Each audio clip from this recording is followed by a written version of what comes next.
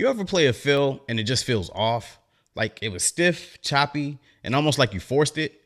You see drummers all the time who make their fills look effortless, but whenever you play, it's like you're fighting against the drums. Does that sound familiar? I know exactly what that's like because I struggled with the same thing. But there's one simple pattern that changed everything for me. It unlocked my flow, made my fill sound smoother, and it gave me way more confidence behind the kit. And today I'm going to break it down for you so that you can start flowing more easily too.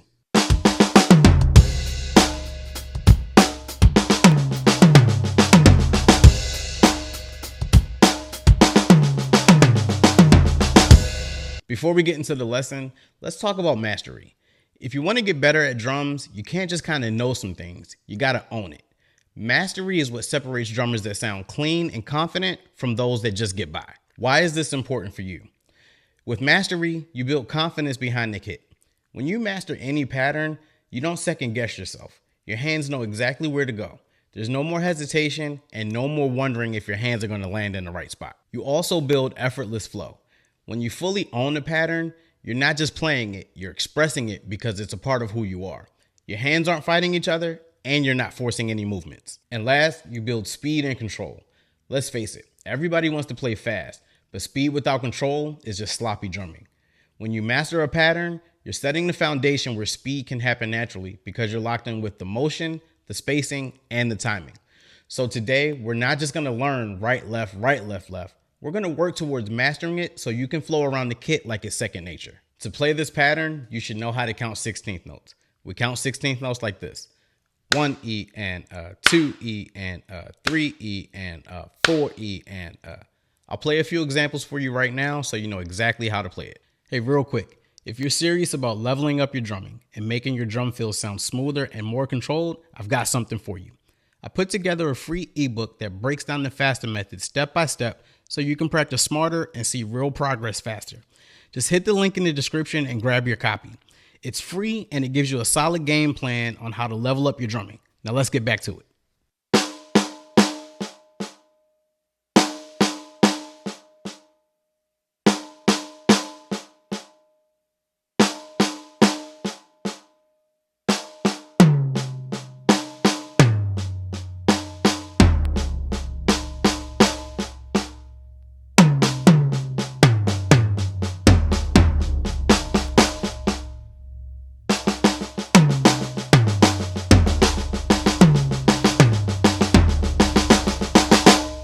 Okay, now that you understand the pattern, let's move into the first step, focus.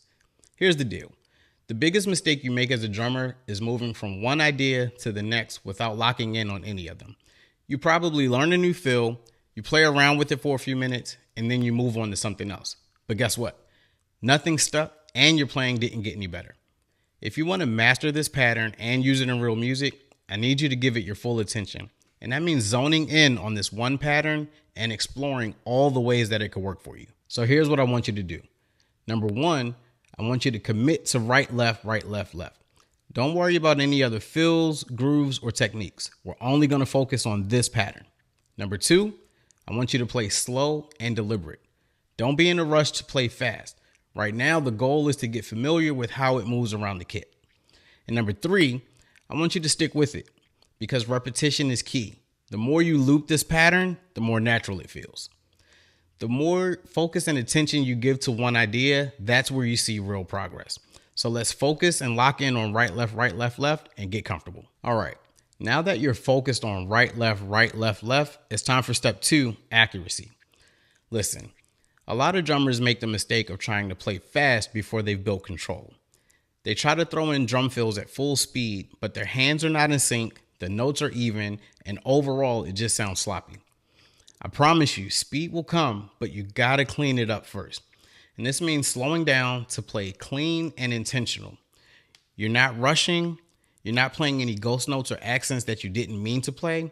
You're just playing controlled and locked in. So here's what I want you to do. Number one, I want you to slow it way down.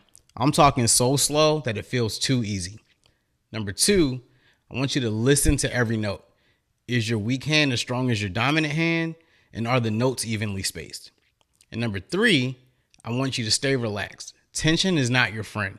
If you feel your hands tensing up, loosen your grip and let the sticks do the work. If you can't play it clean slow, you can't play it clean fast. So let's drop the tempo and dial in the accuracy before we speed it up.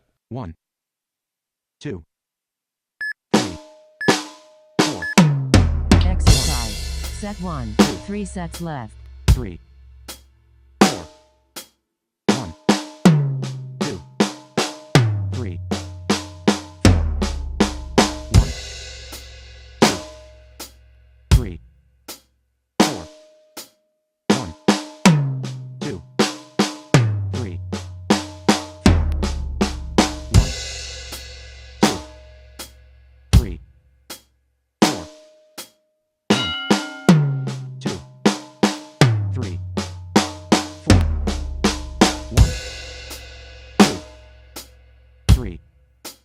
4. 1, 2, 3, 4. 1, 2, 3, 4. Rest coming up. 1, 2, 3, 4. Rest. 1, 2. All right, now that we've locked in the accuracy, it's time to make sure that we're practicing it the right way. A lot of drummers just sit down and kind of play whatever feels good in the moment. But if you want to make real progress, you need a plan, and that's where structure comes in. Structure means breaking things down into manageable sections so that you're not just mindlessly practicing, but you're actually improving every time you practice. So here's what I want you to do. I want you to start with isolation.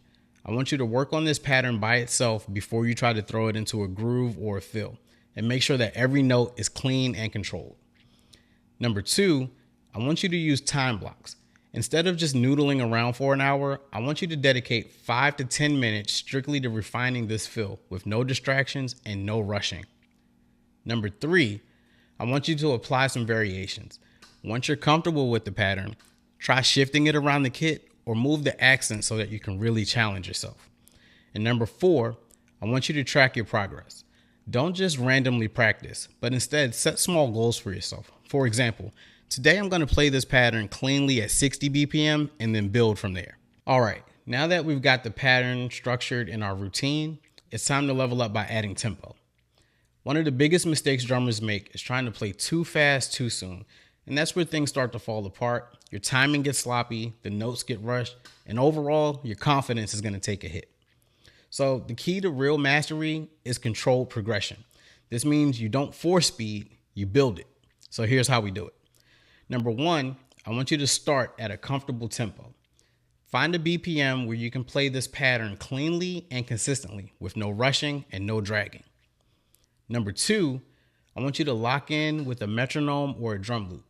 Practicing without a click is kind of like lifting weights without knowing how heavy they are. You need a reference point to gauge your progress. Number 3, we're going to use the 80% rule. Once you can play it clean at a slow tempo, gradually speed it up in small steps, but never going past 80% of your max speed until it feels effortless. Number 4, we're going to push the limits and then dial it back. After building up the speed and control, you're going to drop the tempo so that you can focus on precision. This reinforces your control and prevents any sloppy playing. A metronome isn't just for keeping time. It's going to be your progress tracker. So if you're disciplined with tempo and control, your speed and confidence will skyrocket over time. Let's put this into action and build up the pattern the right way. 1, 2, Exercise. Set 1. 3 sets left. 2, 3, 4. 1, 2, 3, 4. 1, 2, 3, 4. 1, 2, 3, 4. 1, 2, 3, 4. 1,